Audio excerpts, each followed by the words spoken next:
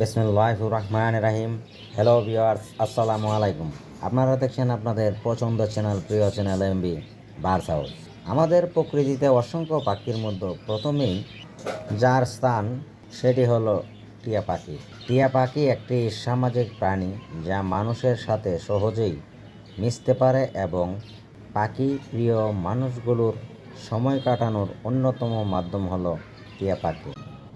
খেলা করা, বেশি বেশি কথা বলা এবং পাখিকে সময় দেয়া বা টাইম দেওয়ার ফলে পাখি মানুষের প্রতি আসক্ত হয়ে পড়ে, অর্থাৎ পাখিটি আস্তে আস্তে পোষ মেনে যায়, যার ফলে পাখির এই বন্ধুসুলভ আচরণ মানুষকে মানসিকভাবে সক্রিয় রাখে এবং তার মনকে প্রশান্তিতে ভরিয়ে দেয়।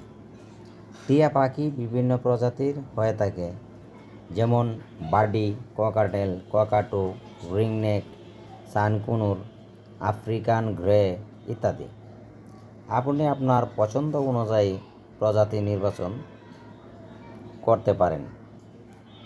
টিয়া পাখির প্রজনন সময় সাধারণত অঞ্চলভেদে টিয়া পাখি প্রজনন সময় আগে পিছিয়ে হয়ে থাকে, তবে আমাদের অঞ্চলে টিয়া পাখি সাধারণত বৈশাখের প্রথম দিকে ব্রিডিংয়ের জন্য উদ্বুদ্ধ হয় এবং জ্যৈষ্ঠের শেষের দিকে বাচ্চা ফোটায়।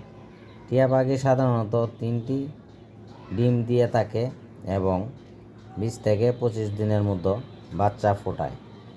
টিয়া পাখির খাঁচার সাইজ দৈর্ঘ্য 4 ফিট, প্রস্থ 4 ফিট, উচ্চতা 4 ফিট। তার থেকে বড় হলেও ভালো হয়, তাহলে পাখিরা স্বাচ্ছন্দ্যে খাঁচার মধ্যে ঘোরাঘুরি করতে পারবে। তার ফলে তাদের শরীরও সুস্থ থাকবে এবং খাবারের প্রতি আকৃষ্ট হয়ে থাকবে। খাঁচার মধ্যে একটি পানির পাত্র, একটি খাবার পাত্র এবং খাঁচার মাঝখানে একটি শক্ত বা মোটা লাঠি দিতে হবে, যাতে এরা সুন্দরভাবে এটির উপর বসে মেটিং করতে পারে। তাছাড়াও খাঁচার মধ্যে বিভিন্ন ধরনের খেলনা দিয়ে রাখতে পারেন, যা দিয়ে পাখিগুলো খেলাধুলা করবে। খাঁচার পানি প্রতিদিন পরিবর্তন করে দিন এবং খাঁচাটি একটি নির্দিষ্ট নিরাপদ স্থানে রাখুন, যেখানে কোনো ইঁদুর, তেলাপোকা ও পোকামাকড় ও মানুষের আনাগোনা কম। টিয়া পাখির খাবার।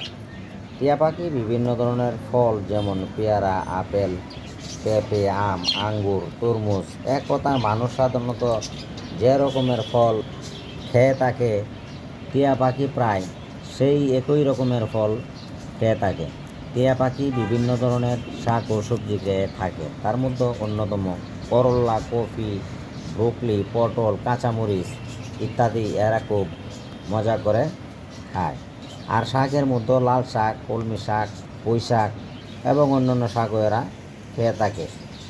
তবে ফল, শাকসবজি এগুলো রুটিন করে এক এক দিন এক একটা দিবেন। আর খাঁচায় অবশ্যই সিড মিক্স দিয়ে রাখবেন সব সময়।